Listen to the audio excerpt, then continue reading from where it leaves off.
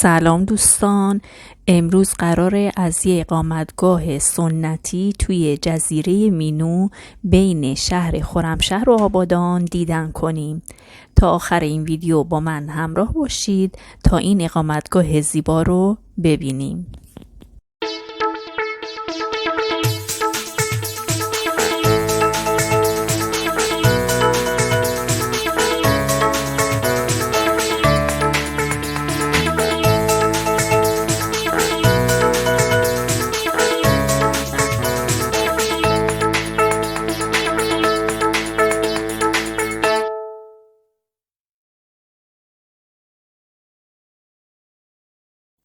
اقامتگاه بومگردی دیراوی تو روستای طعمه توی جزیره مینو قرار داره.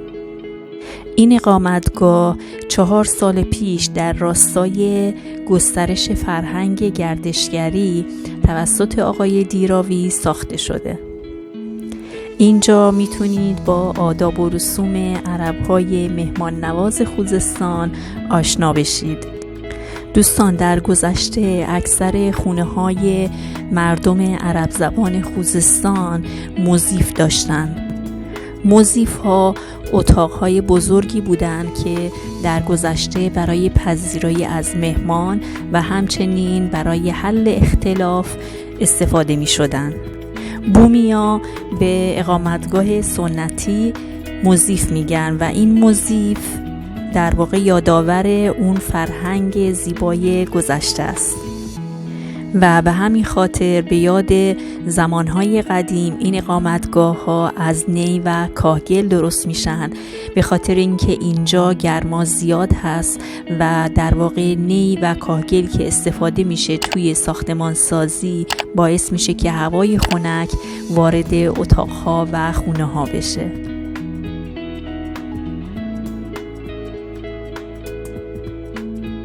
دوستان، این بستنی فروشی که میبینید بستنی فروشی معروف جزیره مینو هست که اگه به اینجا اومدید توصیه میکنم حتما بستنیش رو امتحان بکنید. برای اومدن به اینجا من از فلکه فرودگاه به سمت جزیره مینو حرکت کردم و بعد از رسیدن به شهرداری مرکزی جزیره مینو با استفاده از تابلوهای راهنما و GPS به این اقامتگاه رسیدم.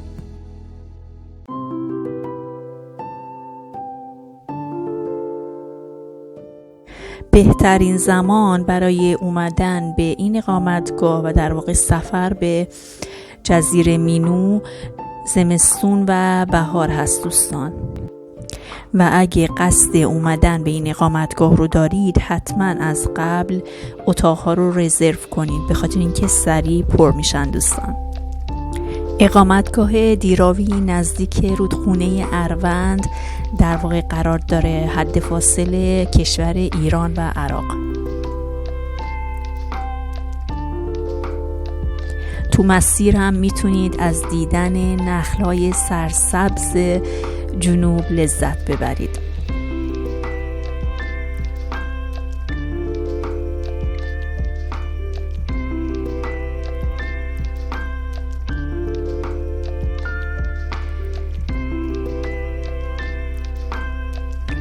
این موزیف به مساحت 2000 متر مربع ساخته شده و امکاناتی مثل سیستم گرمایشی، پارکینگ غیر مسقف، اینترنت، حمام مشترک و سرویس بهداشتی ایرانی داره. البته آقای دیراوی قصد گسترش این اقامتگاه و همچنین ایجاد محلی برای سوارکاری رو هم دارن.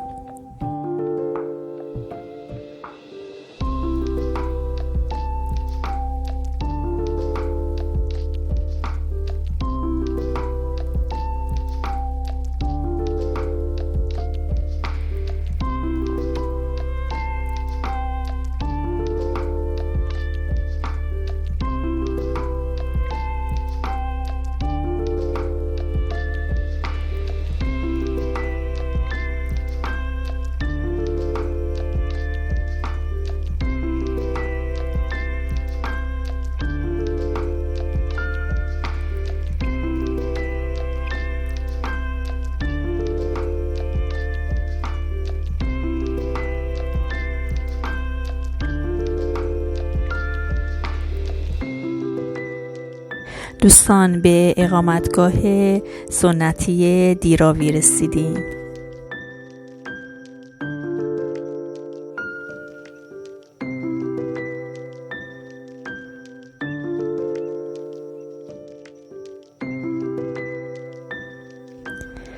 این اقامتگاه 6 اتاق داره، ولی در واقع یکی از اتاقاش 70 نفر، یکی دیگه از اتاقاش 25 نفر و 4 اتاق دیگهش 5 نفر گنجایش دارن. زمانی که من جهت تهیه ویدئو به این اقامتگاه اومدم در حال تعمیرات بود این اقامتگاه و متاسفانه نتونستم از داخل اتاقها ویدئو درست کنم.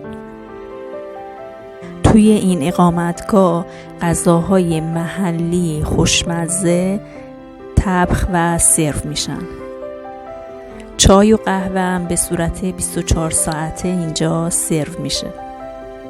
یکی از مراسم خاص و در واقع ویژه مردم مهمان نواز عرب زبان خوزستان مراسم قهوه خوری هست.